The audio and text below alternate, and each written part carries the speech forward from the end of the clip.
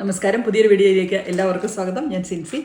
നമുക്ക് ഈ വർഷത്തെ ഓണത്തിന് നമുക്ക് മുളയരി പായസം ഉണ്ടാക്കിയാലോ. പ്രകൃതിദത്തമായ ഈ മുളയരി എന്ന് പറഞ്ഞെങ്കിൽ ഒത്തിരി ഔഷധ ഗുണങ്ങളുള്ളതാണ് കേട്ടോ. പ്രോട്ടീനും അയണും ഒക്കെ കൊണ്ട് സമ്പുഷ്ടമാണ് ഈ മുളയരി. അപ്പോൾ ഈ മുളയരി കൊണ്ട് നമുക്ക് അരി കൊണ്ടുണ്ടാക്കുന്ന എല്ലാ കാര്യങ്ങളും നമുക്ക് മുളയരി കൊണ്ട് ഉണ്ടാക്കാം കേട്ടോ. അപ്പോൾ ഞാനിന്ന് ഉണ്ടാക്കുന്നത് മുളയരി കൊണ്ടുള്ള ഒരു പായസമാണ്. നമുക്ക് കണ്ടു നോക്കാം. ഈ ഓണ സാരിയുടെ ക്രെഡിറ്റ് കോസ്റ്റ് കോടി ബ്രൈഡൽസ്. മുളയരി കണ്ടിട്ടില്ലാത്തവർക്കായി ഇതാണ് കേട്ടോ മുളയരി. ഇതിപ്പം 1 കപ്പ് മുളയരിയാണ് ഞാൻ എടുത്തിരിക്കുന്നത്.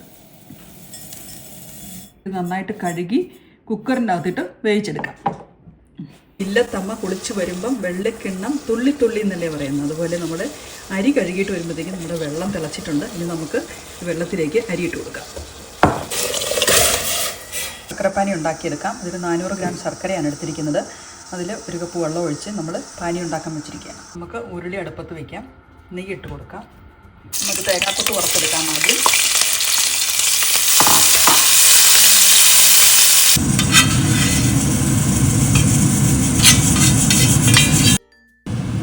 കാഷ്യൂനട്ട് ഇട്ട് കൊടുക്കാം.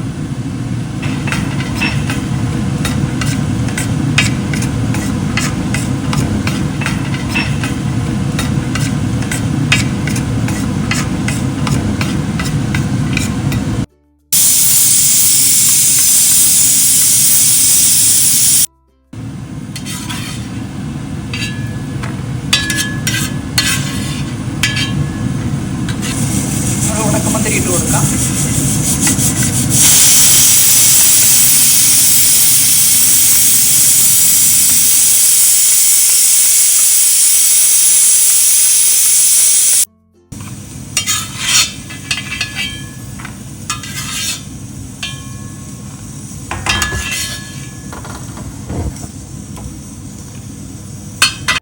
അപ്പം നമ്മളിവിടെ 1 ടീസ്പൂൺ ജീരകപ്പൊടിയും 1 ടീസ്പൂൺ ഏലക്കപ്പൊടിയും 1 ടീസ്പൂൺ ചുക്കുപൊടി എടുത്തിട്ടുണ്ട്.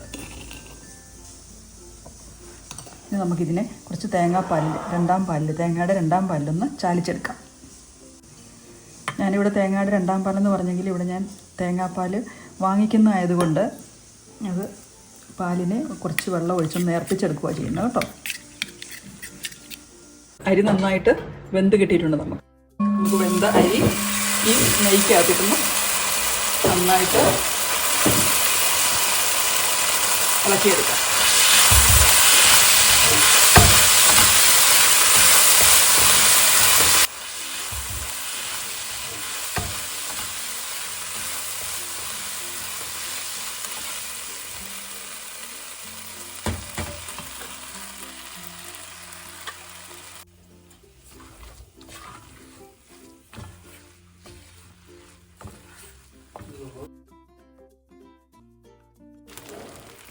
നമുക്ക് തേങ്ങാപ്പാൽ ഒഴിച്ച് കൊടുക്കാം. നേർപ്പിച്ച തേങ്ങാപ്പാൽ. ഞാനിവിടെ ക്യാനീൻ്റെ അകത്ത് വാങ്ങിക്കുന്ന തേങ്ങാപ്പാൽ ആയതുകൊണ്ടാണ് നേർപ്പിച്ച തേങ്ങാപ്പാൽ, അല്ലെങ്കിൽ നമ്മൾ രണ്ടാം പാലാണ് ഒഴിച്ച് കൊടുക്കുന്നത്. തേങ്ങാപ്പാൽ ഒഴിച്ച് കഴിഞ്ഞ് നന്നായിട്ട് ഇളക്കി കുറുക്കിയെടുക്കണം. നന്നായിട്ട് കുറച്ച് സമയം ഇളക്കിക്കൊണ്ടിരിക്കണം കേട്ടോ, നന്നായിട്ട് കുറുകുന്നോടം വരെ. നമുക്ക് ശർക്കര പാനി ഒഴിച്ച് കൊടുക്കാം. നമ്മൾ ശർക്കര വെള്ളം ഒഴിച്ച് കൊടുക്കുകയാണ്.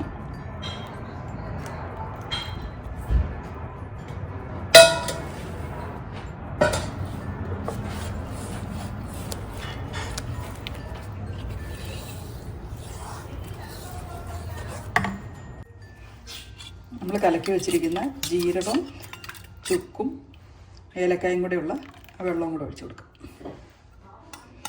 തേങ്ങാപ്പാലിൻ്റെ അകത്ത് കൂത്ത് വെച്ചതാണ് കേട്ടോ ഇത്.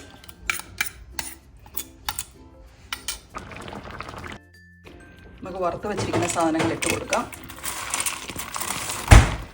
തേങ്ങാക്കൊത്തും അണ്ടിപ്പരിപ്പും കിസ്മിസുമാണ് വറുത്ത് വെച്ചിരുന്നത്.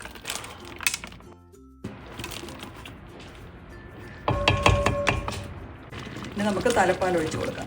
ഇത് ഞാൻ ഒഴിച്ച് കൊടുക്കുന്നത് 250 ml തലപ്പാലാണ് ഒഴിച്ച് കൊടുക്കുന്നത് കേട്ടോ. അതായത്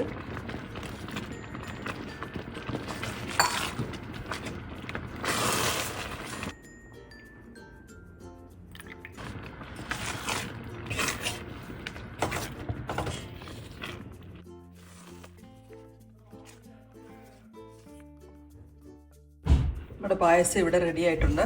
നമ്മൾ ഒന്നാം പാലം ഒഴിച്ച് കഴിഞ്ഞാൽ അധിക സമയം പിന്നെ ഇട്ട് തിളപ്പിക്കേണ്ട ആവശ്യമില്ല. നമുക്ക് പായസം എടുത്ത് കഴിക്കാം. തണുത്ത് കഴിയുമ്പം കഴിക്കുന്നതായിരിക്കും കുറച്ചും കൂടെ രുചിയല്ലേ.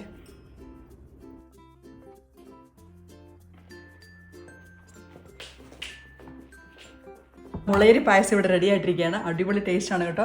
മുളയരിയുടെ ആയതുകൊണ്ട് നല്ല ഔഷധ ഗുണമുള്ളതും അതുപോലെ തന്നെ നല്ല പോഷക സമൃദ്ധമായിട്ടുള്ള പായസമാണിത്. അപ്പോൾ ഈ ഓണത്തിന് നിങ്ങളെല്ലാവരും ഇതൊന്ന് ശ്രമിച്ച് നോക്കുക. ഇതൊന്ന് ഉണ്ടാക്കി നോക്കുക കേട്ടോ. ഇനി ഒരു കാര്യം കൂടെ പറയാനുണ്ട്.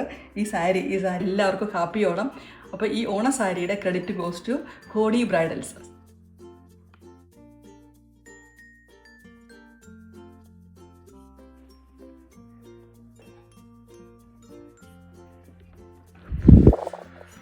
അടിപൊളി പായസമാണ് കേട്ടോ.